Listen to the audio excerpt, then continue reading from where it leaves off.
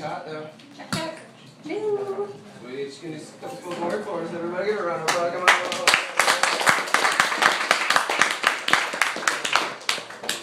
I hope this doesn't like drop while I'm performing. Not that I haven't been here enough to know how to do this.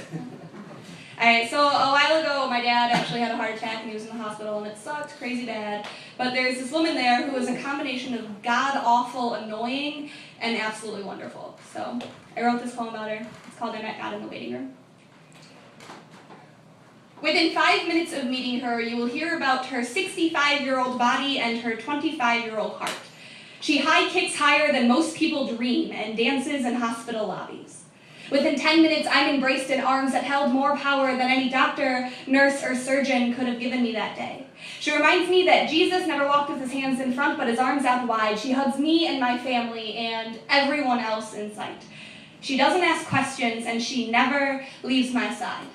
She's the first to notice that I'm the youngest in the waiting room and I can't wait much longer. She tells me not to waste my tears on worries but to save them for joys. She doesn't know why I'm here. She doesn't know my name, religion, or bad habits. She doesn't know how many lies I broke, how many laws I've told, and how many lies I've told, how many laws I've broken, how many people I've hurt, but she wouldn't care if she did. She doesn't know that within 10 minutes of meeting her, I had already planned to put her down on paper. Her skin is the silkiest chocolate I've ever seen, with laugh lines that tell stories of children, siblings, and only one husband. Her eyes glow nostalgia of Sunday morning Easter dinner and the desire to move. Within 15 minutes, I'm holding hands that show struggle, journey, and most importantly, triumph. She's the 6th of 17, the first to choir every week, allergic to peanuts, and I hear all about it. She says that she loves me like she loves her sister, like she loves the stranger across the hall. She submits to peace like it's fully loaded artillery. Arrows of hope from bags of vindication, spreading love like it's her job. Like maybe this hospital lobby and these glass-stained windows and this strong black woman with dark brown hands and deep brown eyes is here to tell me that whatever the fuck is going on in that surgery room is being monitored, and not by some doctor, but by something much greater, far more intelligent, and much more beautiful than any hospital security. Like she's here to tell me to save my tears.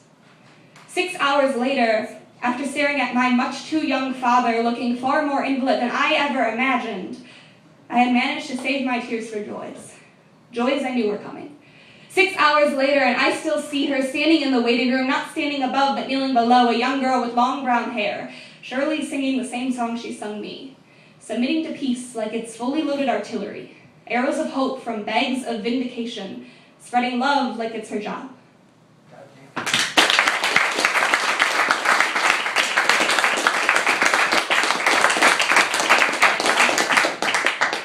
This next one's called, I was going to name this poem after you, but I didn't want to piss off your girlfriend. Last night, I lay classy, open-legged in a cocktail dress on the living room floor. I slipped under umbrellas after slurping 3 too many mixed drinks until my tears weren't salty, but sweet. See, it took 1 wedding, 2 guys, 3 pointless voicemails, 6 crotch shots, 8 vodka and cranberries, and 1 straw, long enough to reach the blender on the other side of the table, and that night I confessed far too much. In 2 years, 4 months, and 1 day, I only lied once. Now I stay tucked in a bed with no covers. I sell fury and tell stories, I hug strangers and fuck friends because in 1 day, I threw everything away. I went from family dinner, Sunday brunch, and weekend dates to drinking too much, crying too often, and lying to myself every day. I went from writing love poems to cussing at the radio, from scented candles to cheap condoms, from pulling my hair in pleasure to tearing it out in vain. I went from smiling at my newsfeed and blowing up your phone and kissing the spots of you that I only know. From standing in the bleachers and shouting your name to you shouting mine.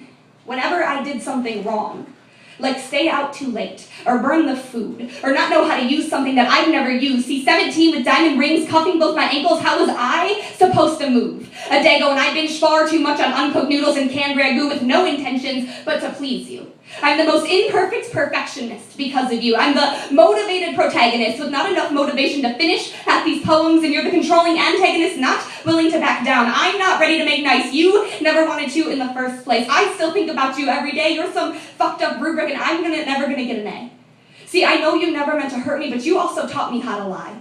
You're responsible for every broken heart that lays at my side, but you can never mend what you did to mine. Now I stay stuck staring at ivory walls, And you stay stuck staring at white picket fence dreams, and she's only good on her knees. And I think back to when everything was nothing and nothing was everything, and the only thing that mattered was you and me. And in 2 years, 4 months, and 1 day, I lied once, but in 2 years and 4 months, I did everything. I broke limbs and handed them to you wrapped in pink roses. I drooled over ovens in 90-degree weather. I put a smile on when I didn't want to, when I bent over when I knew that you did. And in 2 years, 4 months, and 1 day, and you couldn't even say thanks.